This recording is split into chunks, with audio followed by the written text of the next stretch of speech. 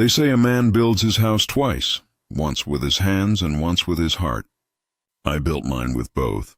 $500,000 poured into polished wood, quiet mornings, a kitchen where laughter echoed between marble counters. I thought the walls would remember us. I thought she would too. But somewhere between the mortgage papers and her endless business trips, I stopped existing. She still called me love, but her eyes skimmed over me like I was just furniture. This isn't a ghost story about death. It's about what happens when a man realizes he's been haunting his own life and decides to stop. I remember the day we signed the deed. Claire was radiant, standing in the sunlight that bled through the tall windows of what would become our $500,000 dream home. I'd just closed my third major deal that year. Corporate consulting for a logistics firm that paid me more than I ever thought possible. She said I'd finally made it. The first few months felt like the kind of success people toast to. She filled the rooms with flowers, hosted dinners, laughed easily. I'd come home to candlelight and the smell of rosemary chicken. I thought that meant love, but slowly things shifted, subtly at first. The dinners turned into delivered meals. The laughter dulled. Her phone became an extension of her hand, and her smile, once spontaneous, began to look rehearsed. I told myself it was stress. She'd left her marketing job to focus on the house. I thought maybe she missed the structure, the independence. I encouraged her to take online projects, maybe even start her own business. But she waved it off, said she needed time. Weeks became months. I started to feel like a stranger in my own house. It's strange how silence settles in.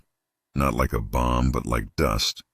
I'd walk through the living room, where the scent of her perfume used to linger, and now all I could smell was nothing. She still talked, but not to me. Calls that ended the moment I entered the room. Laughter that didn't include me. One night I came home early from a client dinner. The house was dark except for the blue glow of her phone in the kitchen. She didn't notice me right away. Her voice was low, playful. I heard her say, "He's gone for the night." "Yeah, I'll call you when he's asleep." When she finally turned, she smiled, the same way she used to smile when I brought her flowers. Only this time it was hollow. I didn't say anything. Not that night. I poured myself a drink, sat in my study, and watched the rain drag itself across the window. The old me, the man who'd built everything for her, wanted to confront, to fight, to beg for honesty. But the man staring back in the reflection of that window looked faded. I was already disappearing. That night I realized she wasn't the only one who'd stopped seeing me. I had too. In the weeks that followed, I became a ghost by choice. No confrontation.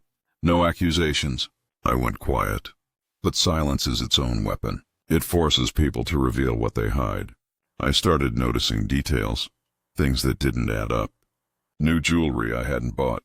Receipts from places I'd never been. A second phone hidden in her vanity drawer. Still, I said nothing. Because ghosts don't talk. They watch. And watching her gave me something I hadn't felt in months. Control. At work I played my part. Sharp, decisive, admired. My firm was expanding, and my name was starting to matter. But every evening when I came home to that house, I became invisible again. She must have thought she'd won. But ghosts have patience. So I waited. Through her fake smiles, her subtle contempt, her late-night yoga classes. I logged every clue in silence. She thought she was living two lives. She didn't realize I was building a third one where she'd finally see the man she'd buried, and the day she'd feel my presence again would be the day she lost everything I built for her. There's a strange kind of peace that comes with knowing. Once you stop chasing answers, the lies start coming to you on their own. That's what happened in our house. I started noticing the rhythm of her absences. Tuesday nights. Friday afternoons. Always meetings with an old client. I'd nod, kiss her cheek, and watch her car tail lights disappear down the drive. Then I'd open my laptop, pour a drink, and follow the paper trail. At first it was routine. Emails she forgot to delete, hotel charges on our joint account, Uber rides that began and ended miles from the yoga studio. But the moment that broke the spell came when I logged into the home security app. I'd installed it myself, every camera perfectly hidden in the renovation.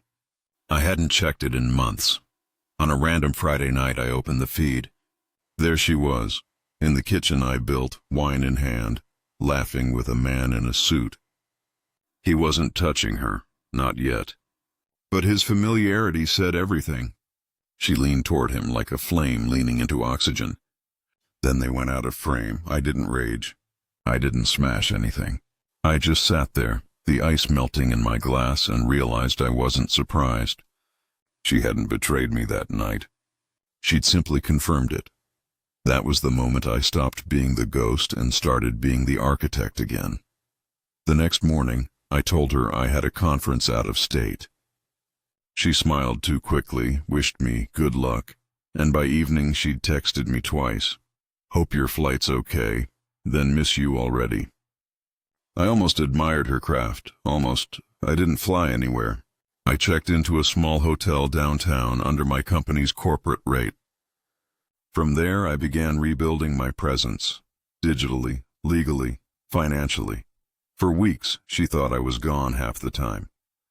She didn't know I was quietly rerouting our accounts, moving assets, creating a separate consulting firm in my name only. Every time she used my card, I saw it. Every time she transferred money, I traced it. She was too focused on her new business partner to notice. I started keeping a journal again, not to vent, but to document. Times, dates, words she said. The way she looked at her phone when she thought I wasn't watching. The brand of perfume she never wore around me. Each line was a blueprint, but what hit hardest wasn't the affair. It was realizing how easily she'd rewritten me. Our friends still came by occasionally, and I'd hear her tell them how busy I'd become, how distant work had made me. They nodded sympathetically, and I stood there like furniture while she built a narrative where I was already half gone. That's how ghosts are made. Not by death, but by someone else's story replacing yours. One evening I came home earlier than planned. The house was silent except for the faint hum of the air system. I stood in the doorway of our bedroom and looked around. It was spotless, staged, almost impersonal. My clothes were perfectly folded. My side of the bed was untouched. That's when I noticed a small framed photo missing from the nightstand. The one of us from our first vacation, standing by the lake. I searched quietly until I found it, in the bottom of a drawer, face down. She'd replaced it with a newer frame of her and colleagues at a rooftop event. He was there too, his hand barely touching her shoulder. I put our old photo back in place. A ghost's rebellion. That night I realized something important. You can't punish someone for not loving you. But you can teach them what happens when they mistake silence for weakness. So I began the next phase, the presentation, as I called it in my head. At work I was finalizing a merger worth millions. I had leverage, connections, and legal minds who owed me favors. I invited Claire to a weekend retreat I said my firm was hosting for partners' spouses. She hesitated. She'd have to cancel one of her client dinners, but finally agreed. She thought it would be good optics. I smiled, knowing optics were everything. The retreat was at a lakeside estate my company owned, ironically similar to our own home, just colder. She spent the first day mingling, trying to charm the executives' wives. I watched her move from across the room, practiced grace in every step, but when night fell, I asked her to join me by the fire pit outside. The air was crisp, the flames quiet. I poured 2 glasses of wine and told her about the merger, how everything was finally aligning, how our future looked brighter than ever. She smiled that trained smile and said, "I'm proud of you." "Daniel," I looked her in the eye and replied, "You should be. You're part of the story after all." She laughed lightly, confused.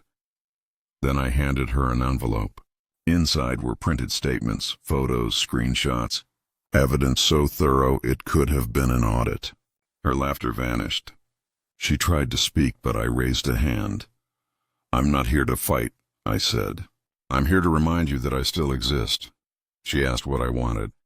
"Money? Forgiveness?" I told her, "Neither. Just for you to understand what you almost had."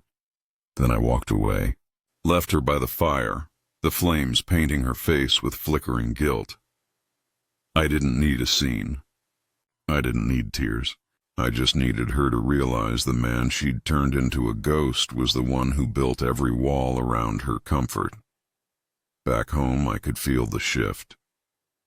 She tried to act normal.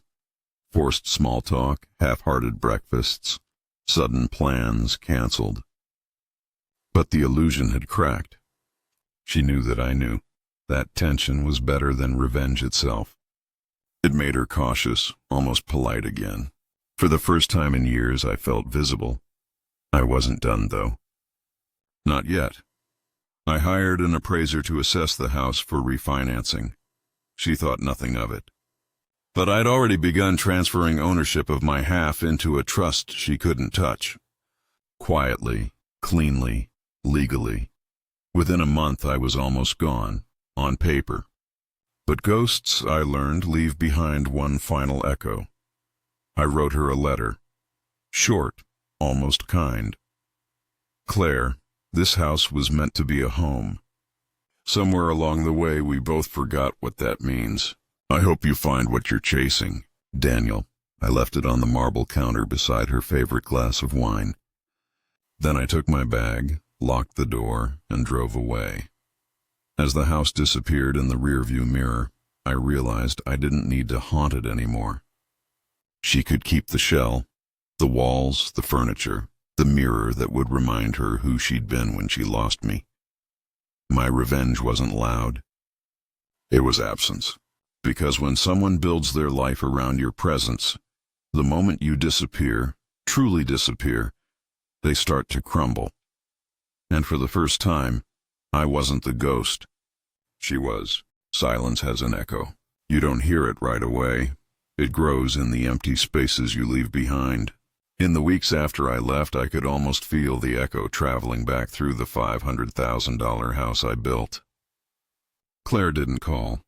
She didn't text, at least not at first. She was too proud for that. But I knew her silence wasn't peace. It was panic. When I'd gone, I hadn't shouted, hadn't accused. That unnerved her more than anything. People like Claire need conflict. It's how they measure control. And when I denied her that, she had nothing to push against, nothing to feed on. I moved into a small apartment overlooking the city skyline. Minimalist, bare. The kind of place that doesn't echo when you breathe. Every morning I woke before dawn, ran 3 miles, and worked until exhaustion. The new consulting firm I'd built quietly while still married was beginning to take off. Funny thing about ghosts, once you stop haunting your past, you start seeing your future clearly. I was sharper, calmer, and more focused than I'd been in years. And then the phone started ringing. It began with a polite message from our old mortgage broker. "Your wife's been inquiring about refinancing. Just wanted to confirm with you first." I smiled. She hadn't realized my signature no longer mattered. The house was hers now, along with every maintenance bill, tax, and insurance premium I'd paid for. Then came the messages from mutual friends. Harmless check-ins at first. "Hey man, everything okay? Claire mentioned you're on a long project?" I didn't respond. A week later, one of my former colleagues invited me for lunch. He hesitated before speaking. "Daniel, I don't know if this matters, but the guy Claire's been seeing? He works for Larkin Holdings, one of your old client's subsidiaries." I nodded slowly. "And?" "Well," he said carefully, "Larkin's about to pitch for your new consulting contract next quarter. You'll probably see his name." That was the first time in months I felt something like satisfaction. Not anger, just quiet, inevitable symmetry. I didn't need to sabotage anyone. That's not how real revenge works. But when you've spent a lifetime building a reputation for integrity and precision, all it takes is a single whisper to shift balance. When the pitch came across my desk a month later, I saw his name in the proposal. James Heller, Business Development. The same man who'd stood in my kitchen months ago, drinking wine from my glasses. His proposal was competent, solid even, but unremarkable. Larkin was hungry for expansion, reckless in some estimates. I rejected it with a brief note. Strategic misalignment with our firm's risk model. Professional, cold, final. A week later, my colleague mentioned Larkin's client deal collapsed. Investors pulled funding. No one could trace it back to me, nor should they. It was just the market doing what it always does, punishing the unprepared. But when I saw Claire's name pop up on my phone 2 days later, I knew the echo had reached her. Claire, I don't know what you've done, Daniel. But everything's falling apart. Me. Nothing I didn't already warn you about. She didn't reply. By the end of that month, the perfect life she'd curated was unraveling. The house once pristine was quietly draining her. Property taxes, mortgage interest, maintenance. She'd tried to sell it, but the market had dipped. The appraiser quoted it at $470,000. She'd lost 30 grand before even listing. I didn't need to touch a thing. The house I built became her trap. Beautiful, heavy and unsustainable. One evening, after a long day closing a client merger, I walked past a restaurant downtown and caught sight of her through the window. She sat alone. No laughter, no man. Just her reflection staring back from the glass. For a moment I almost felt pity. Then I remembered the way she used to look through me, as if I were transparent. Now she was the one fading. A few months later, I received an email, formal, almost businesslike. Daniel, I've accepted an offer to relocate for work. I'll be selling the house soon. I know we both made mistakes, but I wanted to say I'm sorry for everything. Take care, Claire. No excuses, no drama. Just surrender disguised as closure. I didn't reply. Not out of cruelty, but because some stories end more powerfully in silence than in forgiveness. I deleted the email, then closed my laptop. The city outside shimmered in 1,000 tiny reflections across the glass towers. For the first time in years, I felt at peace. But peace has its own irony. When you spend so long chasing revenge, you forget it's not supposed to feel good. It's supposed to feel finished. I poured myself a drink, looked out at the skyline and whispered, "You can't haunt a man who's already seen his own ghost." A few weeks later, I attended a corporate gala, one of those networking events with champagne that tastes like ambition. People congratulated me on the firm's growth, my recent acquisition, my new energy. I smiled politely, listening to the orchestra swell in the background. At some point during the evening, I overheard a conversation between two attendees. "Did you hear about Heller? Lost his job. Larkin collapsed completely. His partner ran off with what was left of the company fund. That's rough. Guess he backed the wrong horse." I turned away before they could notice the faintest smile tugging at my mouth. Revenge doesn't always come with headlines or confessions. Sometimes it arrives quietly, dressed as coincidence. Time to the beat of poetic balance. That night, I drove out to the edge of the city, not to the house, but close enough to see its roofline against the moonlight. For a moment I imagined her inside, packing the last of her things. The ghost she made of me was gone. Now she was just another story whispered in the halls of a house that never learned to hold love. I got back in my car, rolled down the window, and let the cool wind rush through. It smelled like rain and old wood, like closure. When I reached home, I opened my journal and wrote one final line beneath months of notes. Haunting complete. Reclaim the living. Then I closed it, placed it in the drawer, and turned off the light. Tomorrow would be another day. A day without echoes. A day where I no longer needed to look over my shoulder, because she was the one fading in the rearview mirror now. Time has a way of smoothing out even the sharpest edges. Months turned quietly into a year, and somewhere between business trips, early mornings, and quiet nights, I forgot what her voice sounded like. The company had grown beyond my expectations. What started as a lifeline had become a brand. Clients trusted me, partners respected me, and for the first time in my adult life, I wasn't defined by what I was trying to save. That's when the email came. Subject line, dinner? It was from Claire.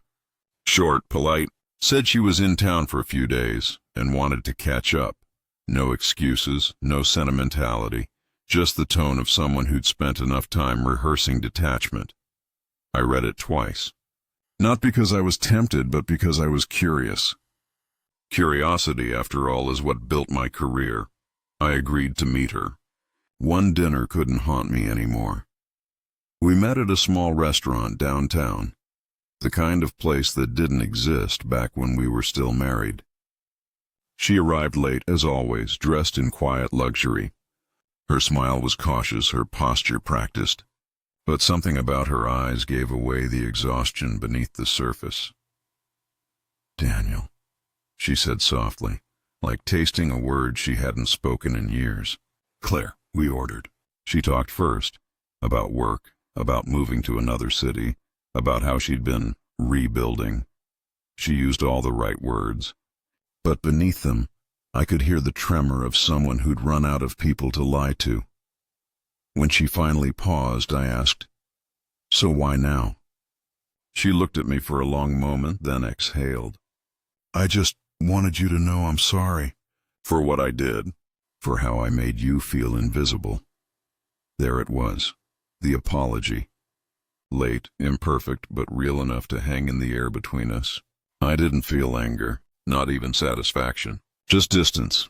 "It's strange," I said. "You always said that house felt too big, too quiet. Maybe it was trying to tell us something." She smiled faintly. "I sold it, you know." I heard. "Didn't make much." "Market wasn't kind." I nodded. "Neither was time." She tried to hold my gaze. For a moment I saw the woman I once knew, or maybe just the memory of her. "I'm glad you're doing well," she said finally. "I am," I replied. "And I hope you find what you're looking for." The check came. I paid it. She thanked me, out of habit, maybe guilt. Then we stood outside beneath the streetlight, the city moving around us. "Goodbye, Claire," I said. She opened her mouth to respond, but no words came. She just nodded, turned, and walked away. And as she did, I felt something quiet click into place inside me. Not revenge, not triumph, just release. A week later, I received a small envelope in the mail. No return address. Inside was a photograph. Our old house, empty. Sunlight pouring through the bare windows. On the back, in her handwriting, "It finally feels like yours again." I placed the photo in my desk drawer beside my old journal. I didn't frame it. I didn't throw it away. Some ghosts deserve a place, as reminders, not regrets. That weekend, I drove out to the lake, not to escape, but to breathe. The water was still, reflecting the late afternoon light like glass.